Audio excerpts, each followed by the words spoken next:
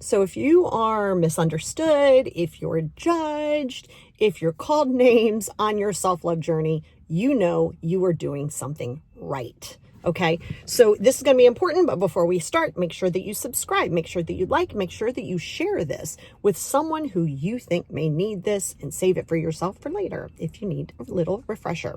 But it's very, very important because this self-love journey, okay, and I think that, you see a lot about it, you hear me talk a lot about it. I don't want you to think that the self-love journey is like peace and love and skipping through the flowers, or anything like that, because it will get there. You will get there.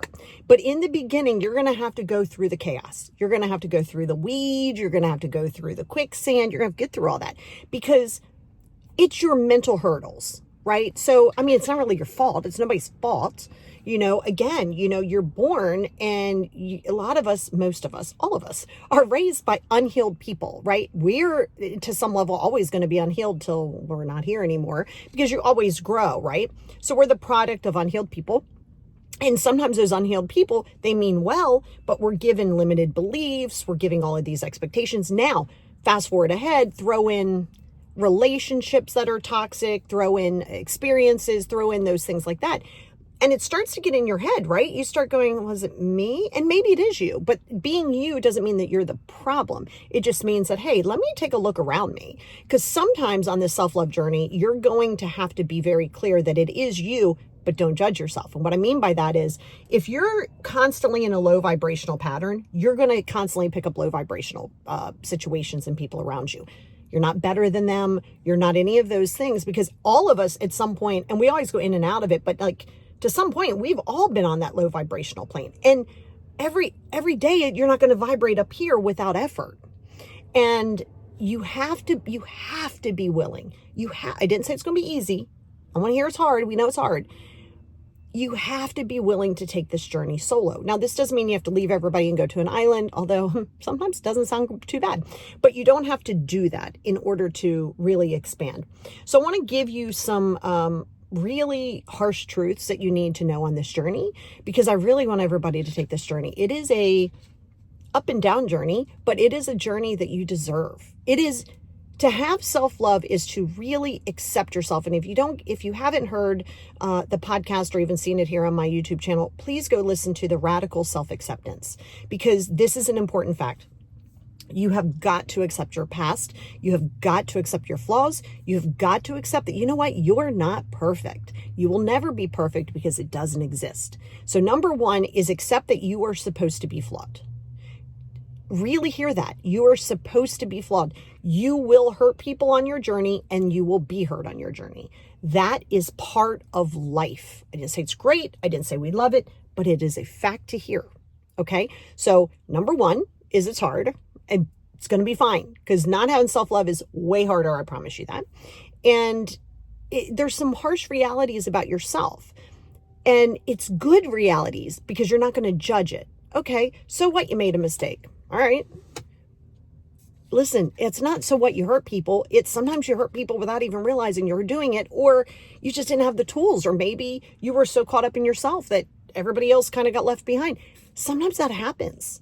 So self-love means you have to accept that. It's not just like, I love myself. Well, do you?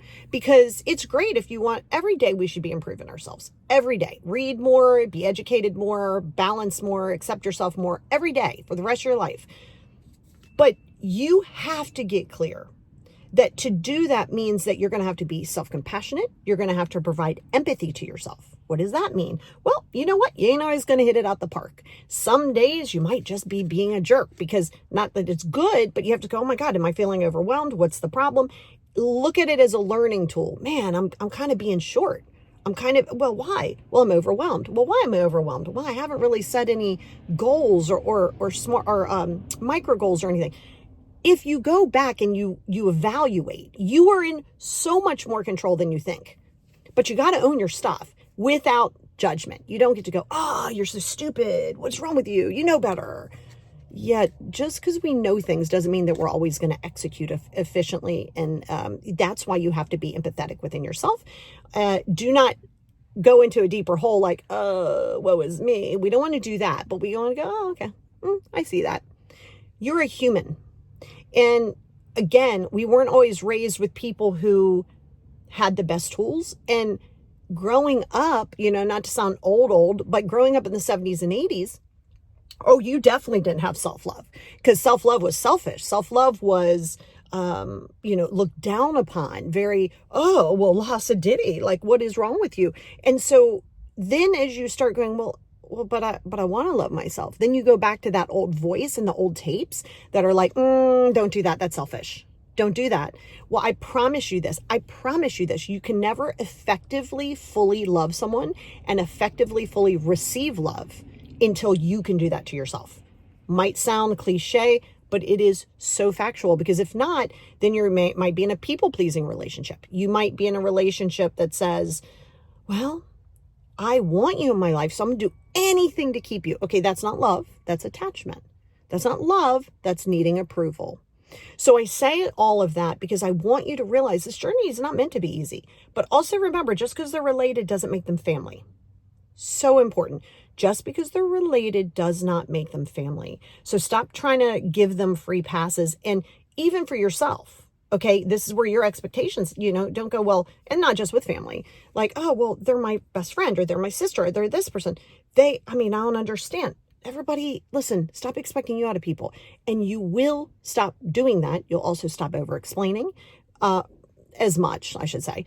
You'll definitely have no as your default answer as you put yourself as a priority. You are important, but you need to be the most important person to yourself. And you have to understand that you might not be as important to everybody else, and that is okay. So I want you to know that on your self-love journey, it is the best gift you'll ever take, ever. Okay, it's the best gift you'll ever have for yourself. It's the best journey you'll ever take. It's okay that it seems lonely in the beginning. That lonely journey that you call lonely is so much self-reflection. And a lot of times we distract ourselves with people and things because you're like, oh God, I don't know if I want to sit by myself. Until you can, every love that you get or every person that you come in alignment with, you're going to start trying to put them into a box that's going to make you feel better. And baby, you can't do that. It's going to be temporary. But you doing it is going to be great. So be patient. I know you don't know how to do it right off the bat. I have tons of stuff here. You can always book a private session with me if you wanted to, but I have tons of stuff here on the podcast, and everybody else does. A lot of other people do. So, but just reading about it isn't enough. Reading about it, hearing about it is not enough. You have got to go through the discomfort. You got to be okay with releasing people and situations that no longer serve you, because you know what? You deserve to free up that space to have something else come into your life that way more that you deserve.